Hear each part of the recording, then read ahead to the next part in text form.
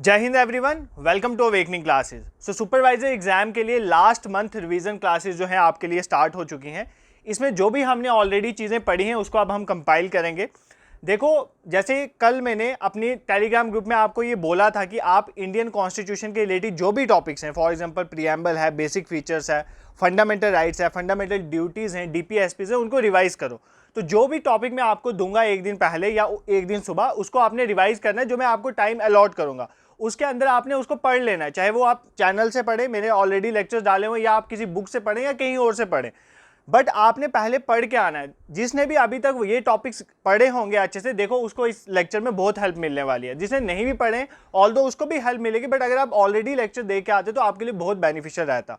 तो अगर नहीं भी देखें तो इस सेशन को कंक्लूड करने के बाद आप एक बार जाके उस प्लेलिस्ट को भी जरूर देख लेना। सो बिना टाइम वेस्ट के लेक्चर को स्टार्ट करते हैं। आज का हमारा टॉपिक रहेगा इंडियन कॉन्स्टिट्यूशन, जो जीके भी स्पेशल रेफरेंस टू JNK में मेंशन है। देखो यहाँ पर हम फंडामेंटल राइट्स को भी देख लेंगे, डीपीएसपीज को भी कवर करेंगे, ड्यूटीज को भी, प्रीएम्बल्स को भी, और basic features of Indian constitution को। सो स्टार्ट करते हैं with very first question. The question number first is which among the following is not listed as a fundamental duty in the constitution of India.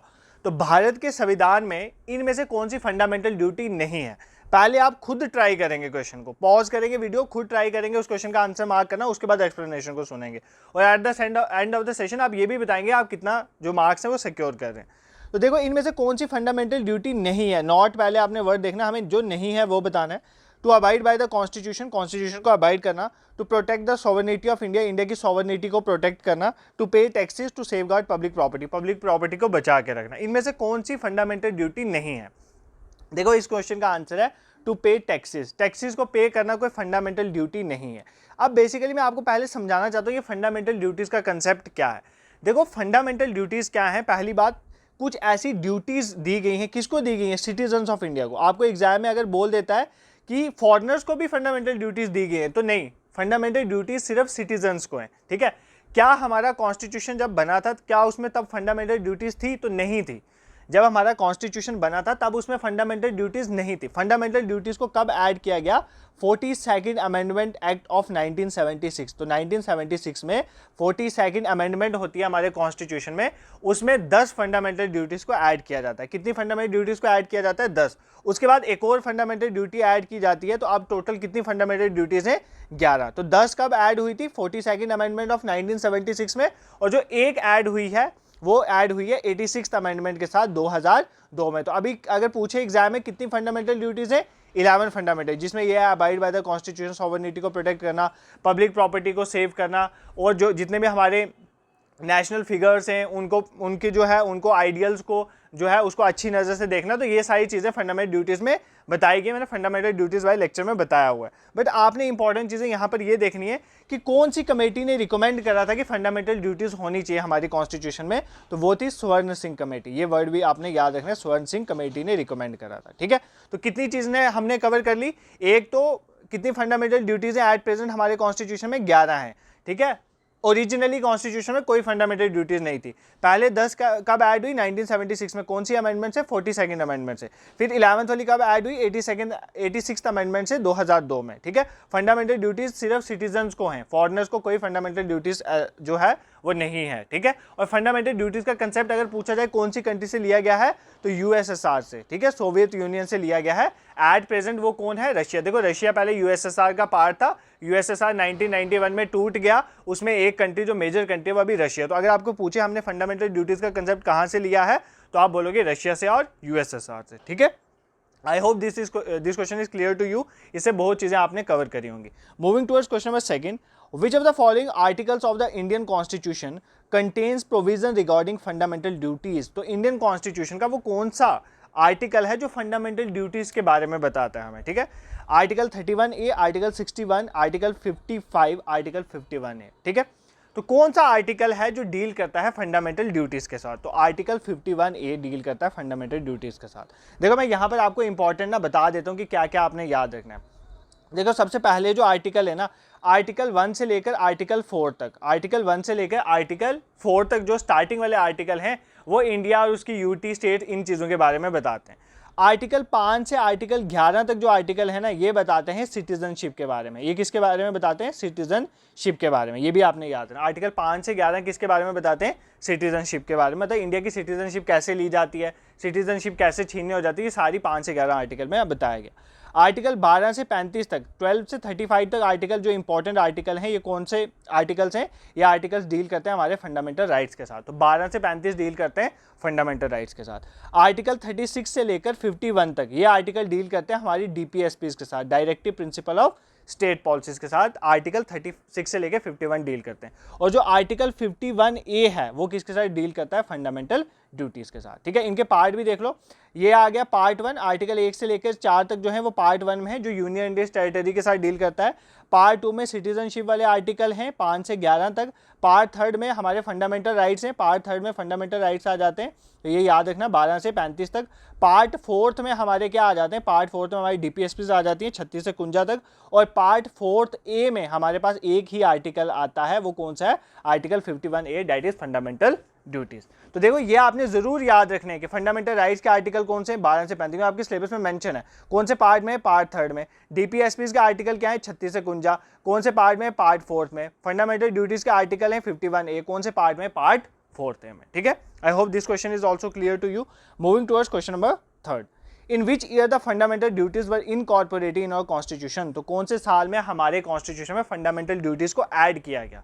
तो कौन से साल किया गया था? मैंने अभी आपको बताई कौन सी अमेंडमेंट थी? 42nd amendment. Sir 42nd amendment आई कब थी? तो 1976 is the year. 42nd amendment को मिनी कॉन्स्टिट्यूशन भी बोलते हैं, क्योंकि इसमें बहुत सारे चेंज, अमेंडमेंट का मतलब होता है चेंज, मतलब कॉन्स्टिट्यूशन में कुछ चेंज करते हैं, that process is known as amendment. तो अमेंडमेंट बहुत बार हुई है हमारे कॉन्स्टिट्यूशन में, 101, 1, 2, 3, 4, 5, 6 तक पहुंच गई है। तो मतलब जो 42nd टाइम पे अमेंडमेंट हुई थी 1976 में, उसके तहत फंडामेंटल ड्यूटीज को ऐड किया गया था हमारे कॉन्स्टिट्यूशन में। ये पॉइंट आपने याद रखना है। ठीक है, एक और चीज आपको फैक्ट बता देता हूं, ये भी याद कर लेना। देखो फंडामेंटल ड्यूटीज का कंसेप्ट जो है ना, वो डेमोक्रेटिक कंट्रीज में इतना नहीं होता। डेमोक्रेटिक कंट्रीज कैसे, जैसे यूएसए हो गया, यूके हो गया, इनमें जो है फंडामेंटल ड्यूटीज का कंसेप्ट नहीं है। इंडिया में फंडामेंटल ड्यूटीज लाएगी जापानीज, मतलब जापान एक ऐसी कंट्री है, ओनली डेमोक्रेटिक कंट्री हम बोल सकते हैं जिसमें फंडामेंटल ड्यूटी का कंसेप्ट है। ये चीज याद रखना। बाकी जो डेमोक्रेटिक कंट्रीज हैं, जो लोकतंत्र वाली कंट्री है, वहां पर फंडामेंटल ड्यूटीज का कंसेप्ट नहीं होता है। I hope this is also clear to you. तो यहाँ पर हमने फंडामेंटल ड्यूटीज वाला टॉपिक जो है उसमें जो जो इंपॉर्टेंट एस्पेक्ट है वो कवर कर लिया। अब मूव करते हैं towards second part, that is salient feature of Indian constitution. Who called Indian federalism as cooperative federalism. तो किसने कहा था कि इंडिया का जो फेडरलिज्म है वो कोऑपरेटिव फेडरलिज्म है? ठीक है, फेडरलिज्म का मतलब क्या होता है? देखो, एक होता है यूनिटरी कंट्री। यूनिटरी कंट्री में क्या होता है कि सेंट्रल गवर्नमेंट जो है वो पूरी पावर ले लेती है, वहां पर स्टेट्स नहीं होती है, सेंटर में ही पूरी पावर होती है, वो होती है यूनिटरी गवर्नमेंट। एक होती है फेडरल गवर्नमेंट। फेडरल गवर्नमेंट वो स्ट्रक्चर होता है जहां पर सेंटर की अपनी पावर है और स्टेट की अपनी पावर है, सेंटर स्टेट की पावर को छीन नहीं सकती, ऐसी गवर्नमेंट को बोलते हैं फेडरल गवर्नमेंट। मतलब सेंट्रल गवर्नमेंट की अपनी पावर है, स्टेट गवर्नमेंट्स की अपनी पावर है, और सेंट्रल गवर्नमेंट स्टेट गवर्नमेंट की पावर को छीन नहीं सकती, ऐसी स्ट्रक्चर को बोलते हैं फेडरल स्ट्रक्चर। यूनिटरी स्ट्रक्चर वो होता है जहां पे सेंटर के पास ही पूरी अथॉरिटी है, वो स्टेट गवर्नमेंट्स को अपने अंदर मर्ज कर सकती है, वो होता है यूनिटरी स्ट्रक्चर। अब इंडिया में चलो, क्या इंडिया में यूनिटरी है? क्या हमारे यहाँ पे सेंट्रल गवर्नमेंट के पास ही सारी पावर है, स्टेट गवर्नमेंट के पास पावर नहीं है? देखो, इंडिया का जो स्ट्रक्चर है ना उसको बोलते हैं क्वाजी फेडरल स्ट्रक्चर। कौन सा है? Quasi federal. इंडिया में ऐसा है, ध्यान से सुनो इस चीज में, इंडिया में, क्योंकि आपके फीचर्स इंडियन कॉन्स्टिट्यूशन के आपको पता होना चाहिए, इंडिया का स्ट्रक्चर इस तरह के, इंडिया में स्टेट गवर्नमेंट्स भी है, सेंट्रल गवर्नमेंट भी है। सेंटर पावरफुल है बट इतना पावरफुल नहीं है कि वो सारी स्टेट्स को ही खत्म कर दे। ठीक है, तो सेंटर पावरफुल है बट इतना भी पावरफुल नहीं है कि वो सारी स्टेट्स को खत्म कर दे। तो इंडिया का जो स्ट्रक्चर है उसको बोलते हैं क्वाजी। क्वाजी का मतलब होता है आधा फेडरल, मतलब स्टेट्स हैं, सेंटर भी है बट सेंटर पावरफुल है, बस इतना आपने याद रखना है। तो यहाँ पर जो इंडियन फेडरलिज्म का कंसेप्ट था उसको किसने कोऑपरेटिव फेडरलिज्म बोला था, ये आपको एग्जाम में पूछा जा सकता है। तो जी एस्टिन, केसी वियर ने बोला था, सर आइवर जेनिंग्स ने बोला था, डीडी बासु ने बोला था। किसने बोला था? ग्रेविल ऑस्टिन ने। ग्रेविल ऑस्टिन ने बोला था कि इंडिया का जो फेडरलिज्म है वो कोऑपरेटिव फेडरलिज्म है। कोऑपरेटिव फेडरलिज्म होने का मतलब जो हमारी इंडियन स्टेट्स हैं वो कोऑपरेशन के साथ उन्होंने एक यूनियन बनाया है, और यूनियन और स्टेट्स जो है वो इकट्ठे मिलके जो है काम कर रहे हैं। ठीक है, that is the concept of cooperative federalism, ये जी ऑस्टिन ने बोला था। अगर आपको एग्जाम में इसी के साथ एक क्वेश्चन पूछ सकता है, किसने बोला था कि जो इंडिया का जो स्ट्रक्चर है वो क्वाजी फेडरल है? किसने बोला था कि इंडिया का फेडरल स्ट्रक्चर कैसा है? क्वाजी फेडरल है। ये किसने बोला था? ये केसी वियर ने बोला था। तो ये 2 पर्सन आपने याद रखें। किसने बोला था कोऑपरेटिव फेडरलिज्म है? जी ऑस्टिन ने, ग्रैनविल ऑस्टिन ने, और किसने बोला था क्वाजी फेडरल है? केसी वेयर ने। ठीक है, I hope this is clear to you. अब हमारा टॉपिक है basic features of Indian constitution. Indian constitution के क्या क्या इंपॉर्टेंट फीचर्स हैं वो अभी हम साथ साथ कवर करें। देखो इस लेक्चर में ना मैं आपको शॉर्ट और फास्ट पढ़ा रहा हूँ चीज़ें, इनको इन डेप्थ एक एक टॉपिक पे एक एक दो लेक्चर में ऑलरेडी ले आया हूँ। ठीक है, चैनल पे पढ़े हुए हैं वो, मैंने वो जीके भी special reference to Jammu Kashmir वाली प्लेलिस्ट में भी रखा हुआ है और इंडियन पॉलिटी वाली प्लेलिस्ट में भी है, वो मैंने शेयर भी करी थी टेलीग्राम में, वहाँ पर जाके इनको इन डेप्थ देख लेना। ये एक ऐसा टॉपिक है ना जिसमें अगर कोई भी क्वेश्चन आएगा तो वो उन प्लेलिस्ट से कवर हो जाएगा। ठीक है, वो इन डेप्थ पढ़ाया हुआ है। तो देखो यहाँ पर क्या है, मैं आपको अब फीचर्स बताता हूँ अपने इंडिया के संविधान के क्या क्या इंपॉर्टेंट फीचर्स हैं। पहला फीचर, इंडिया का जो कॉन्स्टिट्यूशन है वो रिटन है, ये याद रखना, रिटन है, हमारा लिखा हुआ कॉन्स्टिट्यूशन, आपको पता है ये वर्ल्ड का लेंथीएस्ट कॉन्स्टिट्यूशन, मतलब सबसे लंबा लिखा हुआ कॉन्स्टिट्यूशन है, सबसे लंबा है और लिखा हुआ कॉन्स्टिट्यूशन, सबसे लंबा लिखा हुआ कॉन्स्टिट्यूशन वर्ल्ड का इंडियन कॉन्स्टिट्यूशन है। ठीक है, इंडियन कॉन्स्टिट्यूशन को बहुत सारे सोर्सेज से लिया गया, मतलब for example government of India 1935 वहाँ से चीज़ें उठाई गई हैं, यूएसए से फंडामेंटल राइट्स लिए गए हैं, यूएसए से लिए गए फंडामेंटल राइट्स। अभी मैंने आपको बताया फंडामेंटल ड्यूटीज़ कहाँ से लिए गए, यूएसएसआर से। अभी हम डीपीएसपीज पढ़ेंगे, directive principle of state policy, ये कहाँ से लिए गए, ये आयरलैंड से लिए गए। तो मतलब ऐसे करके हमने जो अपना कॉन्स्टिट्यूशन बनाया उसमें बहुत सारी चीज़ें डिफरेंट कंट्री से ली गई हैं। तो ये पॉइंट भी आपने याद है, ये भी इंडियन कॉन्स्टिट्यूशन का एक फीचर है कि इंडियन कॉन्स्टिट्यूशन वेरियस सोर्सेज से लिया गया है। ठीक है, अब इंडियन कॉन्स्टिट्यूशन में अगर बोलो कि इंडियन कॉन्स्टिट्यूशन यूनिटरी है या फेडरल है, नहीं, इंडियन कॉन्स्टिट्यूशन क्या है, पार्शियली यूनिटरी है, पार्शियली फेडरल है, मतलब इसको हम बोलेंगे क्वाजी फेडरल, मतलब ये पूरा फेडरल भी नहीं है और पूरा यूनिटरी भी नहीं है। यूनिटरी और फेडरल का डिफरेंस मैंने आपको बता दिया। फेडरल होता है जब स्टेट गवर्नमेंट की अपनी पावरें हैं, सेंटर अपना काम कर रही है, तो बट ऐसा नहीं है, हमारे यहाँ पे कॉपरेशन से काम चल रहा है। और यूनिटरी मतलब होता है सेंटर के पास सारी पावर है, ऐसा भी नहीं है। ठीक है, ये चीज़ भी आपने याद रखनी है, हमारा सेंटर स्ट्रांग है बट स्टेट्स की भी अपनी इंडिपेंडेंस है। ठीक है, उसके बाद हमारा जो कॉन्स्टिट्यूशन है, अगर हम बात करें, हमारा कॉन्स्टिट्यूशन जो है वो पार्शियली फ्लेक्सिबल है और पार्शियली रिजिड है। मतलब ऐसा नहीं है कि हमारे कॉन्स्टिट्यूशन में बहुत ईजिली कोई चीज़ चेंज हो जाती है और ऐसा भी नहीं है कि कोई चीज़ चेंज नहीं हो सकती। हमारे कॉन्स्टिट्यूशन में अमेंडमेंट्स होती है ना, अमेंडमेंट के थ्रू हम कॉन्स्टिट्यूशन को चेंज कर सकते हैं, बट इतना ईजिली वो चेंज नहीं होता। फॉर एग्जांपल हमें हाफ ऑफ द स्टेट से पूछना पड़ता है, 2/3 मेजोरिटी से पास करवाना पड़ता है। बस आप इतना याद रखो, इतना इन डेप्थ आपने नहीं जाना, इतना याद रखो कि हमारा जो कॉन्स्टिट्यूशन है वो रिजिड भी है और फ्लेक्सिबल भी है, दोनों का कॉम्बिनेशन है। कुछ चीज़ें ईजिली यहाँ पर हम चेंज कर सकते हैं और कुछ चीज़ें जो हैं वो बहुत मुश्किल से चेंज होती है हमारे कॉन्स्टिट्यूशन के अंदर। फॉर एग्जाम्पल अगर प्रेसिडेंट की पोस्ट को चेंज करना है तो वो ईजिली थोड़ी होगा, उसके लिए बहुत ज़्यादा मतलब मेजोरिटी से अमेंडमेंट वहाँ पर हमें करनी पड़ेगी। ठीक है, आई होप दिस इज हमारे इंडियन कॉन्स्टिट्यूशन का एक और इंपॉर्टेंट फीचर है कि पार्लियामेंट्री फॉर्म ऑफ गवर्नमेंट है, प्रेसिडेंशियल फॉर्म ऑफ गवर्नमेंट नहीं है। जैसे यूएसए में president is the powerful post ना, यहाँ पर parliamentary form of government, parliament है, पार्लियामेंट में प्राइम मिनिस्टर, उसके पास एग्जीक्यूटिव पावर ज़्यादा है। तो ये चीज़ भी याद रखना, इंडिया में पार्लियामेंट्री फॉर्म ऑफ गवर्नमेंट है। इंडिया में जो जुडिशरी है वो इंडिपेंडेंट है, जुडिशरी जो है हमारी इंडिपेंडेंट भी है और इंटीग्रेटेड भी है। मतलब इंटीग्रेटेड का मतलब सबसे ऊपर सुप्रीम कोर्ट है, फिर हाई कोर्ट है, फिर डिस्ट्रिक्ट कोर्ट है, तो ये आपस में इंटीग्रेटेड है। मतलब डिस्ट्रिक्ट कोर्ट का केस हाई कोर्ट जा सकता है, फिर सुप्रीम कोर्ट जा सकता है। इसी तरह इंडिपेंडेंट भी है, मतलब जुडिशरी अलग है, एग्जीक्यूटिव अलग है। हमारे जो मिनिस्टर्स हैं वो जुडिशरी के ऊपर अपना जो है रोल नहीं कर सकते ना, उनके ऊपर कोई प्रेशर नहीं डाल सकते, इसीलिए तो इंडिया का संविधान बचा हुआ है। तो बेसिकली कहने का मतलब है कि इंडिया में इंडिपेंडेंट और इंटीग्रेटेड जुडिशरी है। इंडिया में सिंगल सिटीजनशिप का कंसेप्ट है, ये भी याद रखना। देखो ऐसा नहीं है ना कि मैं बोलूँ कि मैं जम्मू कश्मीर का भी सिटीजन हूँ और मैं इंडिया का भी सिटीजन हूँ, मैं ऐसा नहीं ना बोलता, मैं सिर्फ क्या बोलता हूँ कि मैं इंडिया का सिटीजन हूँ। क्यों ऐसा? या कोई एक पर्सन ऐसा नहीं बोलता कि मैं हिमाचल प्रदेश का सिटीजन हूँ फिर बोलता है कि मैं इंडिया का सिटीजन, नहीं, हम इंडिया का सिटीजन है। मतलब इंडिया में एक ही सिटीजनशिप है, that is citizen of India, कोई स्टेट्स की अपनी सिटीजनशिप नहीं है। बट यूएसए में ऐसा नहीं होता है। यूएसए में अगर कोई न्यूयॉर्क सिटी का है तो वो बोलेगा मैं न्यूयॉर्क का सिटीजन हूँ और फिर बोलेगा मैं यूएसए का भी, उसके बाद 2 सिटीजनशिप है। इंडिया में सिंगल सिटीजनशिप है। ठीक है, इंडिया में यूनिवर्सल एडल्ट फ्रेंचाइज है, मतलब कहने का मतलब 18 साल से ऊपर सबको वोट करने का हक है। तो यूनिवर्सल एडल्ट फ्रेंचाइज है इंडिया में, ये भी एक इंडियन कॉन्स्टिट्यूशन का फीचर है। ठीक है, I hope this is clear to you. ये इंपॉर्टेंट जितने भी फीचर्स थे जो मुझे लगे आपको बताने चाहिए वो मैंने बता दिए। क्या क्या बताए? लेंथीएस्ट रिटन कॉन्स्टिट्यूशन है, बहुत सारे सोर्सेज से लिया गया है, रिजिड भी है, फ्लेक्सिबल भी है, एक पार्लियामेंट्री फॉर्म ऑफ गवर्नमेंट है, इंटीग्रेटिव इंडिपेंडेंट जुडिशरी है, सिंगल सिटीजनशिप है, यूनिवर्सल एडल्ट फ्रेंचाइज, मतलब 18 साल के ऊपर कोई भी वोट दे सकता है। पहले ये एज 21 साल होती थी, ठीक है, इसको रिड्यूस करके 18 किया। कौन सी अमेंडमेंट किया था? 61st amendment of 1988। आपके सिलेबस में नहीं है बट नॉलेज के लिए पता होना चाहिए। जब हमारा कॉन्स्टिट्यूशन था, जब आया था, तो उसमें एज 18 नहीं थी, तब 21 साल थी। उसको रिड्यूस करके 1988 में 18 साल किया गया था राजीव गांधी की टाइम पे, ठीक है। I hope this is clear to you. Moving towards question number 5, the constitution of India is, India का कॉन्स्टिट्यूशन कैसा है? यार ये क्वेश्चन तो अब आपको करना आना चाहिए ना। रिजिड है, मैंने कब बोला रिजिड? मैंने कहा रिजिड भी है, फ्लेक्सिबल भी है। फ्लेक्सिबल है, बहुत रिजिड है यार, ये तीनों गलत है। Partially rigid, partially flexible. एक बार अगर आप कंसेप्ट समझ आओ, देखो मैं अभी आपको बताता हूं, ये जो क्वेश्चन मैंने उठाया ना, इसमें मैक्सिमम क्वेश्चन एसएससी और बैंक के पीवाईक्यूज हैं, ठीक है। अब देखो, अगर आपको एक बार कंसेप्ट समझ आ गया है, आपको चीजें अच्छी तरह से समझ आ गई, क्या क्या रिजिड होता है, क्या क्वाजी फेडरल होता है, तो फिर क्वेश्चन जहां मर्जी से आए आप क्वेश्चन टैकल कर लोगे ना। तो इसीलिए पहले अपना कंसेप्ट बिल्ड करो। उसके लिए मैंने आपको ये भी नहीं बोला कि आप कहीं और से पढ़ो, वही जो 5-6 वीडियोस थी ना, उसमें से भी अगर आप देख के आज के लेक्चर में आते हैं ना, तो ये सारे क्वेश्चन आप खुद सॉल्व कर रहे होते, आपको इतनी एक्सप्लेनेशन भी सुननी नहीं पड़ती, ठीक है। चलो, एनी हो 26-27 क्वेश्चन है, अभी हमें ये कवर भी करने, तो स्टार्ट करते हैं बिना टाइम वेस्ट करे। State the correct sequence of word mention in the preamble of the constitution of India. तो हमारे भारत का संविधान है, उसमें जो प्रीएम्बल होता है, प्रीफेस, मतलब कोई बुक पढ़ने जाते हो ना, उसका पहला पेज होता है ना, जो उसमें लिखा होता है इस बुक में क्या क्या है। इसी तरह हमारे कॉन्स्टिट्यूशन का वो पहला पेज जो हमें बताता है कि कॉन्स्टिट्यूशन में क्या क्या, उसको बोलते हैं प्रीएम्बल। तो प्रीएम्बल में क्या करेक्ट सीक्वेंस है इन वर्ड्स की, हमें बताना कि पहले कौन सा वर्ड आता है, दूसरे नंबर पे, तीसरा, चौथे नंबर पे, ठीक है। अब ये आपको कब पता चलेगा? जब आपने प्रीएम्बल को देखा होगा।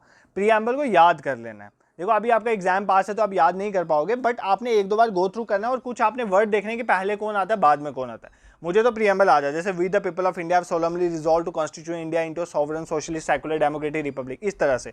ये मैं क्यों बोल रहा हूँ? क्योंकि मैंने आपको यहाँ पर वर्ड बोले, वी द पीपल, ध्यान से सुनो, we the people of India have solemnly resolved to constitute India into a sovereign socialist secular democratic republic.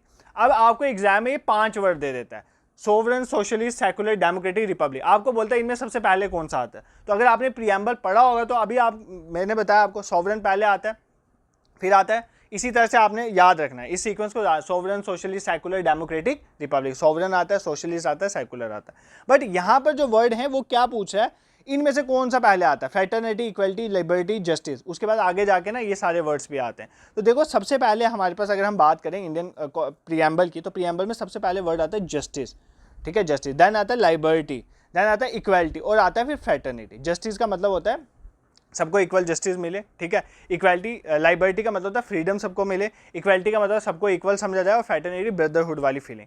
अब एग्जाम में इधर से प्रीएम्बल से एक और क्वेश्चन पूछा जाता है कि जस्टिस, किस किस तरह की जस्टिस मिलनी चाहिए लोगों को। तो किस किस तरह की जस्टिस मिलती है सिटीजन को? सोशल जस्टिस भी मिलती है, इकोनॉमिक जस्टिस भी मिलती है, पॉलिटिकल जस्टिस भी मिलती है। ये 3 वर्ड याद रखना। तो जस्टिस में क्या क्या चीज़ें आती है? सोशल जस्टिस, इकोनॉमिक जस्टिस है, पॉलिटिकल जस्टिस। लिबर्टी मतलब फ्रीडम कौन कौन सी मिलेगी, ये भी वर्ड लिखे हुए हैं वहाँ पे, freedom of thought, expression, belief, faith and worship.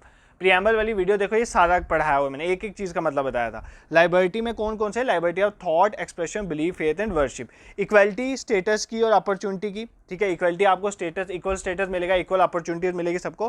Fraternity मतलब ब्रदरहुड, इसमें assuring the dignity of the individual को और इंटीग्रिटी ऑफ नेशन को प्रमोट करने की बात कही गई है, ठीक है। तो ये सीक्वेंस आपने देख लेनी है। नेक्स्ट क्वेश्चन पे मूव करते हैं। The preamble of the Indian constitution were inspired by the preamble of constitution which of the following countries. तो इंडिया का जो कॉन्स्टिट्यूशन है उसमें जो प्रीएम्बल है वो कौन सी कंट्री से इंस्पायर होकर हमने लिया है? हमने प्रीएम्बल कौन सी कंट्री से इंस्पायर होकर लिया, हमें ये चीज़ बतानी। जर्मनी से, जापान से, फ्रांस से या यूएसए से? देखो हमारा जो कॉन्स्टिट्यूशन का प्रीएम्बल है ना, वो हमने यूएसए से इंस्पायर होकर लिए। यूएसए में जो है प्रीएम्बल है उनकी कंट्री में भी, ठीक है। एक चीज आपने याद रखनी है कि N.A. पालकीवाला, ये नाम याद रखना, N.A. पालकीवाला, इन्होंने इंडियन कॉन्स्टिट्यूशन को, प्रीएम्बल को बोला था कि प्रीएम्बल जो है वो आइडेंटिटी कार्ड है इंडियन कॉन्स्टिट्यूशन का। जैसे आपकी आइडेंटिटी आपका आधार है, वैसे हमारे कॉन्स्टिट्यूशन की आइडेंटिटी प्रीएम्बल है, ये चीज याद रखना। देखो अब एक चीज इंपॉर्टेंट एग्जाम में पूछी जा सकती है, क्या कभी प्रीएम्बल में अमेंडमेंट हुई है? क्या कभी प्रीएम्बल में कुछ चेंज हुआ है? तो बिल्कुल एक बार हुआ है। प्रीएम्बल में कितनी बार चेंज हुआ है? एक ही बार हुआ है। कब हुआ है? 42nd अमेंडमेंट, याद रखना मुश्किल नहीं है, अभी पढ़ाया पहले भी। 42nd अमेंडमेंट 1976 में प्रीएम्बल में एक बार चेंज हुआ। अब पूछ सकता है चेंज किया, तो 3 वर्ड ऐड हुए हैं। कौन से नए 3 वर्ड ऐड हुए हैं? सोशलिस्ट, सोशलिस्ट, ये याद कर लो, ये हर एग्जाम में पूछता है क्वेश्चन। सोशलिस्ट, सेकुलर और इंटीग्रिटी, तो कौन से 3 वर्ड ऐड हुए हैं? सोशलिस्ट, सेकुलर और इंटीग्रिटी। SSI से याद कर लो, सोशलिस्ट, सेकुलर और इंटीग्रिटी, ये 3 वर्ड ऐड हुए हैं प्रीएम्बल में। एक ही बार अमेंडमेंट हुई है और कब हुई थी? 42nd amendment of 1976। I hope this is clear to you. Important जो भी प्रीएम्बल की चीजें थी वो मैंने आपको बता दी। नेक्स्ट मूव करते हैं। Which among the following has been considered as the instrument of instructions, इनमें से किसको बोला जाता है instrument of instruction? Instrument of instruction मतलब कुछ ऐसी इंस्ट्रक्शंस हैं जो स्टेट गवर्नमेंट, स्टेट कहने का मतलब है central government as well as state government, दोनों को इंस्ट्रक्शन दी गई कि आपने इस तरह से पॉलिसीज बनानी है। वो क्या है? वो प्रीएम्बल है। देखो प्रीएम्बल में कोई ऐसा नहीं बोला गया, प्रीएम्बल जस्ट हमारा बताता है कि हमारे कॉन्स्टिट्यूशन के अंदर क्या है। Directive principle of state policies, fundamental rights, देखो ड्यूटीज तो हमें कुछ ड्यूटीज असाइन की गई हैं, हमें ये करना चाहिए। राइट्स हमारे कुछ हक हैं, ठीक है। बेसिकली ये instrument of instructions are directive principle of state policy. नाम से ही पता चले डायरेक्टिव मतलब कुछ डायरेक्टिव दिए गए हैं, कुछ कॉन्स्टिट्यूशन ने स्टेट्स को डायरेक्टिव दिए गए हैं कि आपने इस तरह से पॉलिसीज बनानी है। इसको जो है इंस्ट्रूमेंट ऑफ इंस्ट्रक्शंस भी बोलते हैं। Instrument of instruction government of India 1935 जो था ना, उसको जो बोला जाता था इंस्ट्रूमेंट ऑफ इंस्ट्रक्शन, इसी का नाम जो है आगे चल के directive principle of state policy पड़ा हमारे कॉन्स्टिट्यूशन में। तो ये चीज़ याद रखना, इंस्ट्रूमेंट ऑफ इंस्ट्रक्शन किसको बोला जाता है? Directive principle of state policy. इसके आर्टिकल में ऑलरेडी बता चुका हूँ, आर्टिकल 36 से लेकर 51, ये याद रखना। कौन से पार्ट में? पार्ट 4 में, पार्ट 4 में इंडियन कॉन्स्टिट्यूशन, ये आपने याद रखना। हमने कहाँ से लिए हैं DPSP? आयरलैंड से। हमने कहाँ से लिए? आयरलैंड। आयरलैंड के खुद के थे? नहीं यार, इन्होंने खुद किसी से लिए थे। किससे लिए थे? स्पेन से। तो ये याद कर लें, बट हमें आयरलैंड तक ही याद रखना है। तो आयरिश कॉन्स्टिट्यूशन से हमने क्या लिए हुए हैं? DPSP। ये नॉन जस्टिसिएबल होते हैं, नॉन जस्टिसिएबल। अभी मैं आपको फंडामेंटल राइट्स जब पढ़ाऊंगा ना, मैं बताऊंगा आपको कि वो जस्टिसिएबल है। आपको ये भी पूछ सकता है एग्जाम में कि प्रीएम्बल क्या है, वो जस्टिसिएबल है या नॉन जस्टिस? प्रीएम्बल भी नॉन जस्टिसिएबल है, directive principle of state policies भी नॉन जस्टिसिएबल है, फंडामेंटल ड्यूटीज भी नॉन जस्टिसिएबल है। तो जस्टिसिएबल कौन है? Fundamental right. अब आप बोलोगे सर ये क्या बोले जा रहे हो, जस्टिसिएबल नॉन जस्टिसिएबल, ये तो बताओ ये होते क्या? देखो जस्टिसिएबल वो चीज़ है जिसके लिए आप कोर्ट में जा सकते हो, ठीक है। आप डायरेक्टली कोर्ट में जा सकते हो कि मेरा फंडामेंटल राइट छीना गया है, मैं आर्टिकल 32 के तहत सुप्रीम कोर्ट में जाऊंगा और आर्टिकल 226 के तहत हाई कोर्ट में चला जाऊंगा कि इस पब्लिक इंस्टीट्यूशन ने मेरा फंडामेंटल राइट छीना है, ठीक है। बट अगर कोई डायरेक्टिव प्रिंसिपल है, फॉर एग्जांपल एक डायरेक्टिव प्रिंसिपल है, ध्यान से सुनो, यूनिफॉर्म सिविल कोड, इसका नाम सुना होगा ना आपने, बहुत ज़्यादा न्यूज़ में भी रहता है। यूनिफॉर्म सिविल कोड मतलब देखो आज अगर हम एट प्रेजेंट बात करें, हिंदूज़ के अपने लॉज हैं मैरिज को, डेथ को लेकर, मुस्लिम्स के अपने, सिख्स के अपने, क्रिश्चियंस को अपने। यूनिफॉर्म सिविल कोड का मतलब एक जैसा सिविल लॉ लग जाना पूरी कंट्री में, मतलब एक जैसे लॉज हो जाने, ठीक है। अब ये एक डायरेक्टिव प्रिंसिपल है स्टेट पॉलिसी का, आर्टिकल 44 में। अब ये अभी तक नहीं आया ना, ये कंट्री में नहीं आया, तो क्या मैं सुप्रीम कोर्ट जा सकता हूँ कि भाई मेरे को मेरा ये राइट है, मतलब फॉर एग्जांपल ये DPSP है, अगर ये जस्टिसिएबल होता ना तो मैं सुप्रीम कोर्ट में चल जाता, मैं सुप्रीम कोर्ट को बोलता कि इसको लागू करवाओ, बट मैं ऐसा नहीं कर सकता। क्यों? क्योंकि ये जस्टिसिएबल नहीं है। I hope this is clear to you. But अगर फॉर एग्जाम्पल आर्टिकल 21 मेरा एक फंडामेंटल राइट है, right to life and personal liability, जिसमें मैं जो है मेरे पास एक जीने का हक है, अगर वो मेरा कोई छीनने की कोशिश करता है तो मैं कोर्ट में जा सकता हूँ आर्टिकल 32 के तहत। बट सिविल कोड को इंप्लीमेंट करवाने के लिए मैं कोर्ट नहीं जा सकता, क्योंकि वो हमारा फंडामेंटल राइट नहीं है कि उसको इम्पोज करवाओ ही करवाओ, ठीक है। आई होप आपको जस्टिसिएबल नॉन जस्टिसिएबल समझ आ गया होगा। फंडामेंटल राइट जस्टिसिएबल है, DPSP भी नहीं है जस्टिसिएबल, ड्यूटीज भी नहीं है जस्टिसिएबल, प्रीएम्बल भी नहीं है जस्टिसिएबल, ये चीज़ें आपने याद रखनी है। Moving towards question number 9, which of the following words were inserted in the preamble by the Constitution 42nd Amendment Act of 1976? इनमें से कौन सा वर्ड जो है वो प्रीएम्बल में ऐड किया गया था 42nd अमेंडमेंट ऑफ 1976? भाई इसमें तो आप गलती नहीं होनी चाहिए। जस्टिस ये पहले का था, इक्वालिटी भी पहले का था, लिबर्टी भी पहले का था। सोशलिस्ट, सोशलिस्ट, सेकुलर, इंटीग्रिटी, याद कर लो ये वर्ड, इन वर्ड को अपने दिमाग में फिक्स कर लो, ठीक है। सोशलिस्ट, सेकुलर और इंटीग्रिटी, ये वर्ड 3 याद कर लो, SSI। तो इसमें से इंपॉर्टेंट क्वेश्चन एग्जाम में पूछा जाएगा। नेक्स्ट क्वेश्चन पे मूव करते हैं। Which are the following is not a fundamental right provided in the constitution?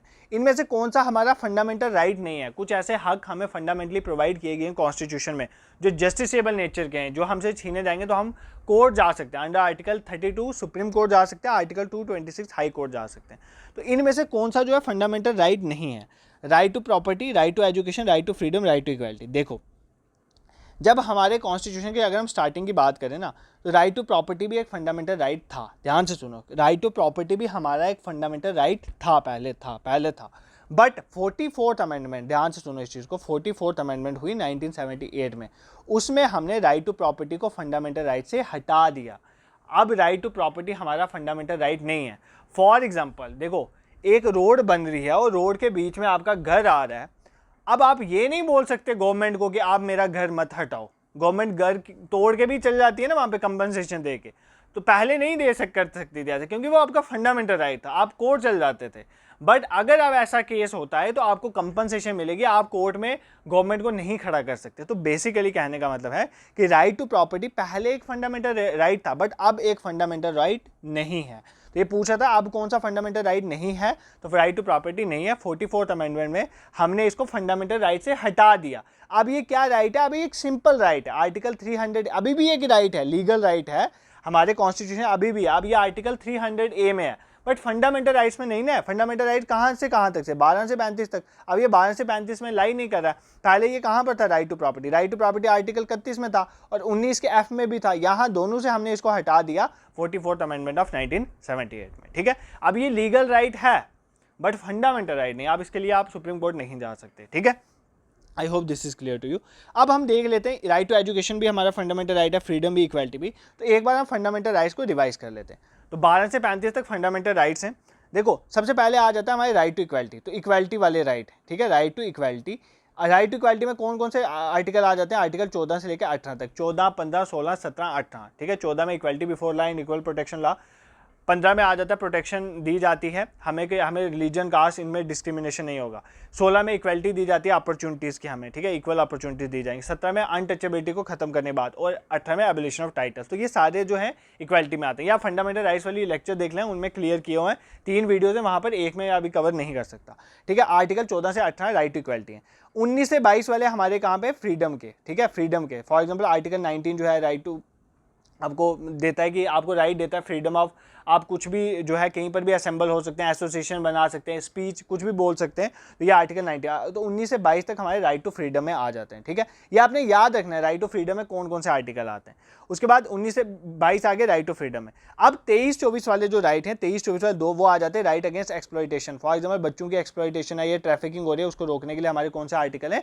Article 23 और 24 जो है ये एक्सप्लॉइटेशन के अगेंस्ट राइट आ जाते हैं। ठीक है, उसके बाद आ जाते हैं राइट ऑफ रिलीजन। हमारे रिलीजन के रिलेटेड हमारे कुछ राइट्स हैं, वो आर्टिकल 25 से 28 के बीच में आ जाते हैं। फिर हमारे आ जाते हैं कल्चरल एंड एजुकेशनल राइट्स जो हैं, वो आर्टिकल 29 एंड 30 आ जाते हैं। फिर आर्टिकल 31 पहले था राइट टू प्रॉपर्टी, इसको अब डिलीट कर दिया, और अब कौन सा बच गया? सिर्फ आर्टिकल 32। वो कौन सा है? Right to constitution remedy. मतलब अगर आपका कोई भी फंडामेंटल राइट इनमें से छीना जाएगा तो आपको आर्टिकल 32 के तहत आप सुप्रीम कोर्ट जा सकते हो। तो सुप्रीम कोर्ट में क्या इशू होती है? रिट्स इशू होती हैं, वो भी मैंने आपको पढ़ाया हुआ है। तो बेसिकली ये हमारे इंपॉर्टेंट फंडामेंटल राइट्स। एक बार रिवाइज कर लेते हैं। 14 से 18 इक्वालिटी। देखो यहाँ पर मत देखो, अपने दिमाग में सोचो। 14 से 18 इक्वालिटी, राइट टू इक्वालिटी 14 से 18। फ्रीडम वाले 19 से 22, फ्रीडम वाले 19 से 22। ठीक है, एक्सप्लॉइटेशन वाले 23-24, एक्सप्लॉइटेशन वाले 23। एक्सप्लॉइटेशन यहाँ पर बच्चों की हो रही है और फीमेल की एक्सप्लॉइटेशन हो रही है, इनके लिए 23 और 24 वाले हमारे आर्टिकल्स हैं। रिलीजन वाले 25 से 28। ठीक है, हमारा हम अपना रिलीजन अपनी चॉइस का चूज़ कर सकते हैं, उसके अफेयर्स को मैनेज कर सकते हैं। कोई भी देखो, कोई भी गवर्नमेंट जो है वो हमसे पैसा नहीं ले सकती किसी एक पर्टिकुलर रिलीजन को प्रमोट करने के लिए। ये भी याद रखना, ये भी हमारे इन्हीं राइट्स में लिया गया। फिर कल्चर एंड एजुकेशन, माइनॉरिटीज़ के राइट को प्रोटेक्ट करना, उनकी स्क्रिप्ट को प्रोटेक्ट करना, इसमें आर्टिकल 29 एंड 30। आर्टिकल 31 डिलीट है, अब नहीं है। आर्टिकल 32 में राइट टू कॉन्स्टिट्यूशन रेमेडी है, जिसको heart and soul of Indian constitution भी बोला जाता है। ठीक है, ये भी हो गया हमारा फंडामेंटल राइट्स। अब इसको करने में आपको कोई दिक्कत नहीं आएगी। ठीक है, ओहो 1 मिनट रुक जाओ यार, वापस ओपन कर लेते हैं, वेट फॉर अ वाइल। देखो अभी तक जो चीज़ें हमने पढ़ी हैं उसमें इंपॉर्टेंट यही था कि जो हमारा फंडामेंटल DPSPs हैं, फंडामेंटल राइट्स हैं। एक second, sorry for this inconvenience. चलो देखो, अभी तक हमने क्या क्या पढ़ा? हमने फंडामेंटल राइट्स के बारे में जो भी इंपॉर्टेंट एस्पेक्ट है वो कवर कर लिया। हमने सारे अपने इंपॉर्टेंट फंडामेंटल राइट्स भी देख लिए। अब क्वेश्चन अराइज होता है, विच ऑफ द फॉलोइंग, यहाँ तक देख लिया 10th, क्वेश्चन में 11 देखते हैं। विच of the following ideals of the constitution of India was inspired from Russia. तो रशिया से हमने इनमें से क्या चीज़ ली है? अमेंडमेंट का process, fundamental right, fundamental duties, DPSP। यार फंडामेंटल ड्यूटीज लिए हमने रशिया से। ठीक है, अब ये सिंपल चीज़ें हैं जो हमने अभी तक पढ़ा है ना, इसको अब अगले क्वेश्चन को करने में टाइम नहीं मिलेगा, हमने ये चीज़ें ऑलरेडी पढ़ ली हुई हैं। एक DPSPs को जब डिस्कस करेंगे उसमें टाइम लगेगा। Which article guarantee right to freedom of religion. तो फ्रीडम ऑफ रिलीजन वाले कौन से आर्टिकल हैं? 29, 30, 25 से 28, 15 से 19 या 22 से 24। यार 25 से 28, ये तो हमने देख लिया ना फंडामेंटल राइट 25 से 28 कौन से वाले हैं, रिलीजन वाले। एक बार दिमाग में सोचो इक्वालिटी वाले कौन से थे, इक्वालिटी वाले कौन से थे, कमेंट में लिखो अभी, इक्वालिटी वाले कौन से थे, 14 से 18। फिर उसके बाद हमारे एक्सप्लॉइटेशन वाले कौन से थे, एक्सप्लॉइटेशन वाले कौन से थे, 23-24। Heart and soul of Indian constitution वो कौन से आर्टिकल को बोला जाता है, आर्टिकल 32, आर्टिकल 32। तो ये चीज़ें दिमाग में सोचो, आपको ऐसे बोलो दिमाग में सोचो, ये चीज़ें याद आती हैं या नहीं आती हैं। विच फंडामेंटल राइट जो है कॉन्स्टिट्यूशन का प्रोटेक्ट करता है अगेंस्ट अनटचेबिलिटी, छुआछूत से बचाने वाला राइट कौन सा है, हमारा कौन सा फंडामेंटल राइट है, आर्टिकल 17 में है, 19 में है, 22 में है, आर्टिकल 14 में है। तो कौन सा आर्टिकल है, आर्टिकल 17। ये ऐसे भी पूछ सकता है एग्जाम में कि अनटचेबिलिटी वाला जो आर्टिकल है, फंडामेंटल राइट है अगेंस्ट अनटचेबिलिटी, वो किसका पार्ट है, फ्रीडम, राइट टू फ्रीडम का पार्ट है, राइट टू इक्वालिटी का पार्ट है, या एक्सप्लॉइटेशन अगेंस्ट राइट का पार्ट है। तो किसका पार्ट है, राइट टू इक्वालिटी का। तो राइट टू इक्वालिटी में 14 से 18 आते हैं, तो ये 17 है, तो इसके बीच में आता है ना। इस तरह से भी आपने चीज़ें याद रखें। देखो अगर आपने अच्छे से चीज़ें पढ़ी हैं, वो सारे डॉट्स को कनेक्ट करा है, जिस भी तरह से क्वेश्चन फ्रेम हो सकते तो कहाँ से एग्जामिनर क्वेश्चन फ्रेम करेगा उससे बाहर, तो फिर टेंशन लेने की जरूरत नहीं होती। बट अगर आपने अच्छे से इन डेप्थ चीज़ें नहीं पढ़ी हैं तो फिर वहाँ पर प्रॉब्लम अराइज होती है। नेक्स्ट क्वेश्चन पे मूव करते हैं, क्वेश्चन 14 पे, विच amendment act is known for introducing the concept of fundamental duties. तो फंडामेंटल ड्यूटीज का कंसेप्ट कौन सी अमेंडमेंट एक्ट से आया था, 42nd, 44, 73, नन ऑफ द। यार ये तो मतलब ऑप्शन भी नहीं देखने चाहिए अब आपको, ठीक है। 42nd अमेंडमेंट 1976 में हमारा फंडामेंटल ड्यूटीज का कंसेप्ट आया था। राइट टू प्रॉपर्टी को कोई किस से डिलीट किया गया था, ये भी याद करो। राइट टू प्रॉपर्टी हमारा फंडामेंटल राइट जो था, उसको डिलीट करने के लिए कौन सी अमेंडमेंट थी, 44th। कौन सी थी, 44th। कब आई थी, 1978 में। तो ये चीज़ें साथ साथ रिवाइज करते हम चलेंगे। विच कमेटी या कमीशन है रिकमेंडेड द फंडामेंटल ड्यूटीज को रिकमेंड कौन सी कमीशन ने करा था, यार ये तो देखना भी नहीं है ऑप्शन। स्वर्ण सिंह को याद कर लो, स्वर्ण अंकल ने फंडामेंटल ड्यूटीज लाई थी, स्वर्ण अंकल ने फंडामेंटल ड्यूटीज लाई थी, ये चीज़ आपने याद। एक वर्मा कमेटी भी है, वो भी फंडामेंटल ड्यूटीज से एसोसिएटेड है, बट मेन ही स्वर्ण सिंह कमेटी। स्वर्ण सिंह कमेटी ये 1975-77 के टाइम में आई थी, बट जो हमारी वर्मा कमेटी है वो आई थिंक 1999 के टाइम पे थी। तो बाद में हमने देखने के लिए कि फंडामेंटल ड्यूटीज अच्छे से इंप्लीमेंट हो रहे हैं या नहीं, वो वर्मा कमेटी थी, बट मेन ही स्वर्ण सिंह कमेटी। एग्जाम में ये पूछेगा, ठीक है। नेक्स्ट क्वेश्चन में 16 पे मूव करते हैं। Article 44 is concern with, article 44 किसके साथ एसोसिएटेड है। अभी आपको एक कंसेप्ट बताया था, एक directive principle of state policy बताया था ना, यूनिफॉर्म सिविल कोड। तो आर्टिकल 44 जो है वो डील करता है यूसीसी के साथ, किसके साथ, यूनिफॉर्म सिविल कोड के साथ, ठीक है। ये किसका पार्ट है, आर्टिकल 44 किसका पार्ट है, देखो ना अभी बताया आर्टिकल 36 से 51 तक किस में है, डीपीएस में, कौन से पार्ट में, पार्ट 4 में। तो ये directive principle of state policy, मतलब ये हमारे कॉन्स्टिट्यूशन ने हमारी सेंट्रल गवर्नमेंट और स्टेट गवर्नमेंट को कुछ डायरेक्टिव दिए कि भाई आप इसके रिलेटेड लॉज बनाओ। मतलब उन्होंने बोला कि आप यूनिफॉर्म सिविल कोड के रिलेटेड लॉ बनाओ। हम कोशिश कर रहे हैं बट बन नहीं रहा है, क्योंकि हमारा एक मल्टी रिलीजियस प्लूरलिस्टिक कंट्री है, तो इस वजह से ये अभी तक नहीं ला पाया हम। बट इस तरह से जैसे हमें ये भी बोला गया है कि एक हमारी डायरेक्टिव प्रिंसिपल है कि विलेज पंचायत होनी चाहिए, ग्राम सभा होनी चाहिए। इसके लिए ही हमारी 73rd और 74th अमेंडमेंट में पंचायत और म्यूनसिपैलिटीज का कंसेप्ट आया था, ठीक है। तो यही भी देख लेते हैं। Article 40 of the Indian constitution किसके साथ डील करता है, article 40 organisation of gram panchayat के साथ डील करता है। Provision for just and humane condition of work and maternity uniform civil code, या provision for free and compulsory education. देखो article 40 organisation of gram panchayat, 44 uniform civil code, इनके साथ डील करें। ये सारे किसका पार्ट है, directive principle of state policies का, ठीक है। देखो एक दो इंपॉर्टेंट और एग्जाम में पूछे जाने वाली डायरेक्टिव प्रिंसिपल बता देता हूँ। आर्टिकल 50 भी एग्जाम में पूछा जाता है। आर्टिकल 50 जो डायरेक्टिव प्रिंसिपल है वो किसके साथ डील करता है, separation of judiciary from executive. लिख लो कहीं पर, separation of judiciary from executive, मतलब जुडिशरी जो है वो अलग है और हमारी गवर्नमेंट में जो काम करने वाले कैबिनेट मिनिस्टर्स हैं वो सारे अलग हैं, एग्जीक्यूटिव अलग हैं, जुडिशरी अलग है, उनको मिक्स नहीं करना, आर्टिकल 50 में बोला गया। आर्टिकल 51 भी एग्जाम में पूछा जाता है, इंटरनेशनल पीस एंड सिक्योरिटी को मेंटेन करना, ये आर्टिकल 51 में, ये भी हमारी क्या है, ये भी हमारी directive principle of state policy है, ठीक है। नेक्स्ट क्वेश्चन पे मूव करते हैं, क्वेश्चन नंबर 18। आर्टिकल 36 से 51 of our constitution related to which of the following. देखो यार इतनी बार बता दिया, अब तो आपको ये आना ही चाहिए। ये फंडामेंटल राइट्स हैं, डीपीएसपी हैं, फंडामेंटल ड्यूटीज हैं, ये यूनियन एग्जीक्यूटिव हैं। तो क्या है ये, directive principle of state policy. 12 से 35 क्या है, 12 से 35 फंडामेंटल राइट्स हैं, ठीक है। 5 से अगर हम बात करें 5 से 11 क्या है, 5 से 11 हमारे सिटीजनशिप के राइट हैं, ठीक है। 5 से 11 क्या है, सिटीजनशिप के राइट। आर्टिकल 51A क्या है, आर्टिकल 51A हमारा क्या है, फंडामेंटल ड्यूटीज। कितनी फंडामेंटल ड्यूटीज हैं, 11।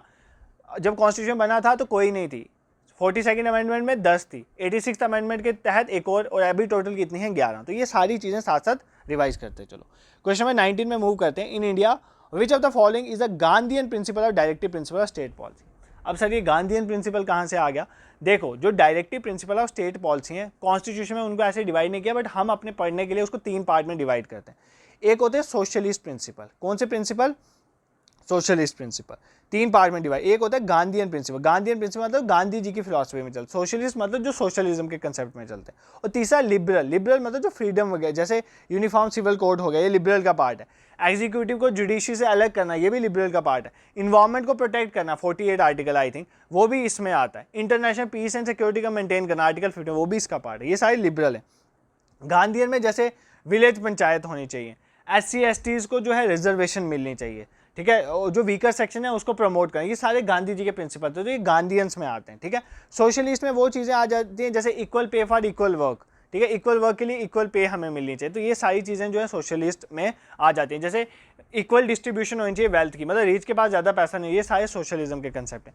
तो इनमें से गांधीयन बताना था, तो गांधीयन में कौन सा है? जुडिशियल फ्रॉम एग्जीक्यूटिव, नहीं यार ये तो लिबरल का पार्ट है। विलेज पंचायत को ऑर्गेनाइज करना, गांधी जी का सपना था, ग्राम पंचायत होनी चाहिए, ठीक है। ये यूनिफॉर्म सिविल कोड भी ये लिबरल में आता है। Equal pay for equal work, ये सोशलिज्म का कंसेप्ट है, ये सोशलिस्ट प्रिंसिपल में आएगा, ठीक है। I hope this is clear to you. आप जो क्वेश्चन 5-6 बच गए वो आप खुद करो, ट्राई करो। देखो जैसे ये 20th क्वेश्चन है, ये कहता है which of the following statement are correct, इनमें से कौन सा करेक्ट है हमें बताना है about the directive principle of state policy. किसकी बात हो रही है? DPSP की। ये क्वेश्चन आई थिंक मुझे आपको समझाना पड़ेगा।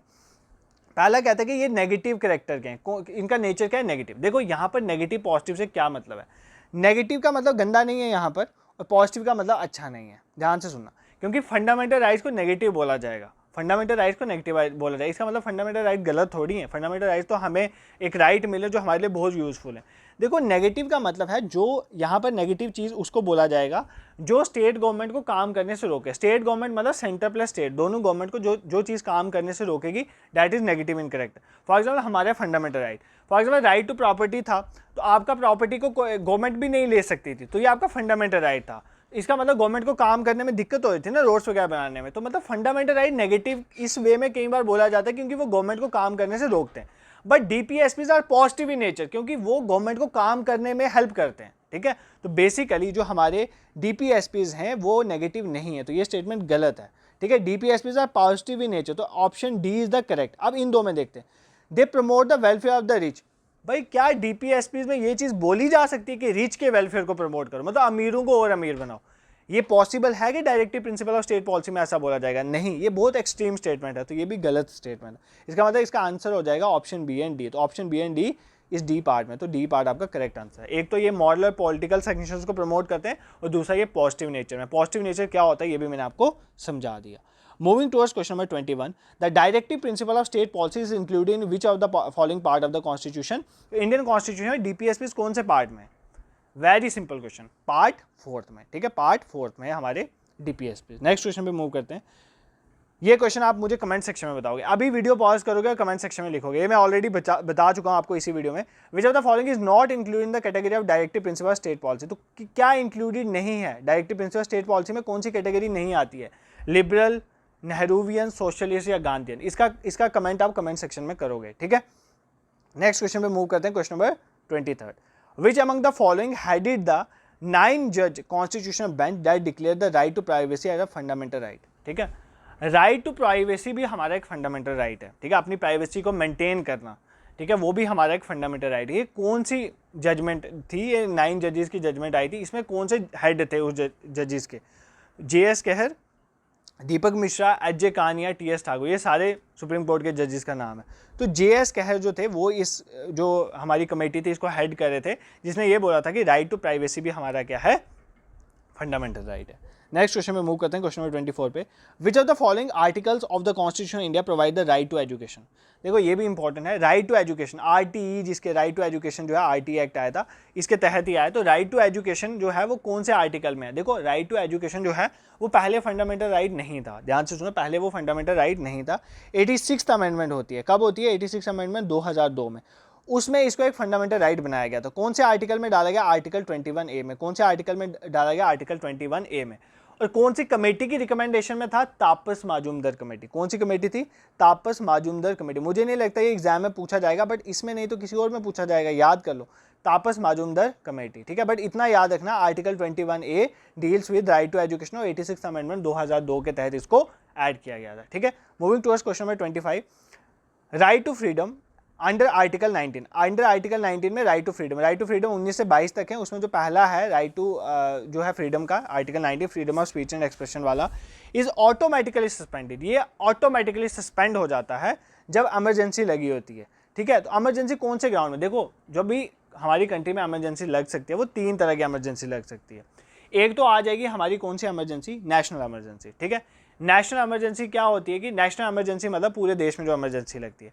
एक होता है स्टेट इमरजेंसी, स्टेट इमरजेंसी का मतलब स्टेट में जो प्रेसिडेंट रूल लग जाता है। तीसरा हो जाता है फाइनेंशियल इमरजेंसी, जब फाइनेंशियल कंडीशन कंट्री की खराब हो जाए। अभी तक इंडिया में फाइनेंशियल इमरजेंसी नहीं लगी है। नेशनल इमरजेंसी कितनी बार लगी है वो आप मुझे कमेंट सेक्शन में बताओगे। और जो स्टेट इमरजेंसी वो तो लगती रहती है, प्रेसिडेंट रूल जो है डिफरेंट स्टेट्स में लगता रहता है, बट नेशनल इमरजेंसी कितनी बार लगी हुई है ये आपने मुझे कमेंट सेक्शन में बताना है, ठीक है। अब नेशनल इमरजेंसी डिफरेंट रीजंस की वजह से लग सकती है।